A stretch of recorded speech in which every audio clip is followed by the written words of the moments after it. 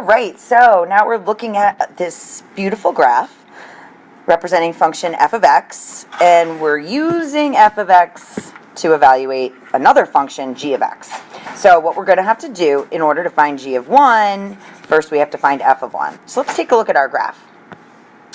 We're talking about heart rate in beats per minute for our y-axis, our output, and then time in minutes.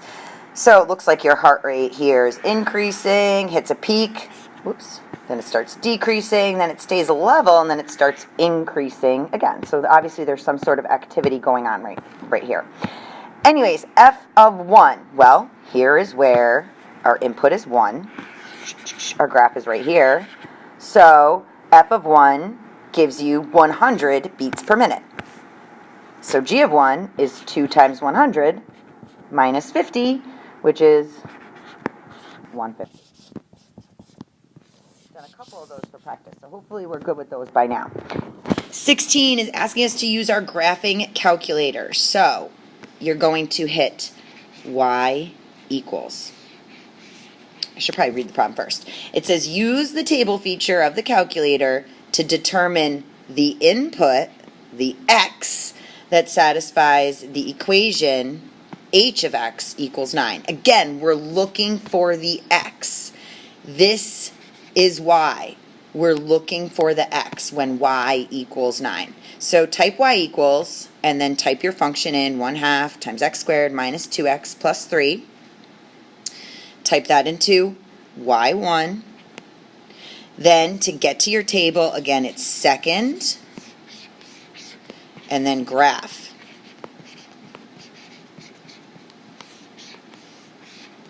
And then you should have a table of values of x and y1 values. So you want to take a look at your calculator. I've got mine in front of me. You can't see it. Second table. And I want to look around for where y is 9. Now you want to scroll up and down, because if you see x squared in a problem, there are going to be two answers. So you're going to see at some point in your x table, if you look at where y is 9, you'll find, at your xy table, if you look at where y is 9, you'll find it's 9 when x is -2. Then there's other numbers in our list. You got to scroll down to where y is 9 again in the y column. And when x is 6, y is 9. So what values of x will give you a y value of 9?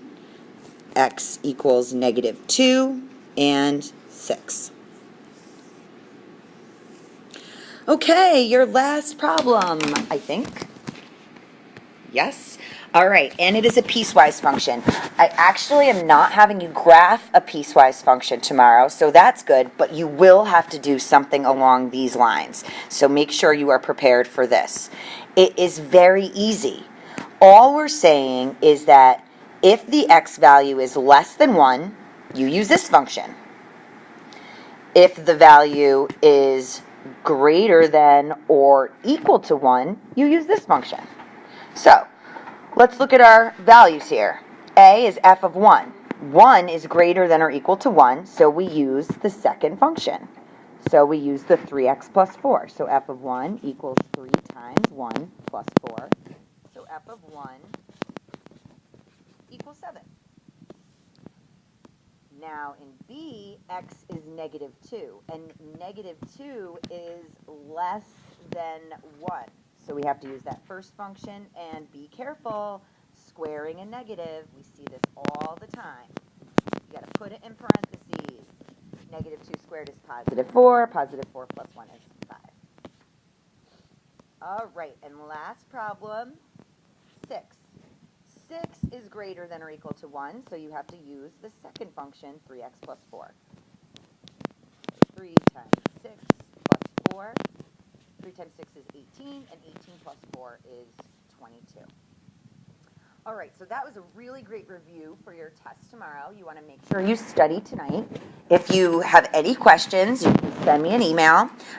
Also, as far as studying goes, you can go back to the review packet from yesterday and do some work in there, practice problems, check out my answer key that I posted from yesterday's. I didn't do a screencast of it, but I did post a very detailed answer key. You can go through your packet, pick problems we haven't done, or just redo problems we have done, and check your answers with either the screencast on Google Classroom or the the post on Google Classroom. Anyway, have a great night. See you tomorrow. Test tomorrow. Don't forget. That's it. Bye.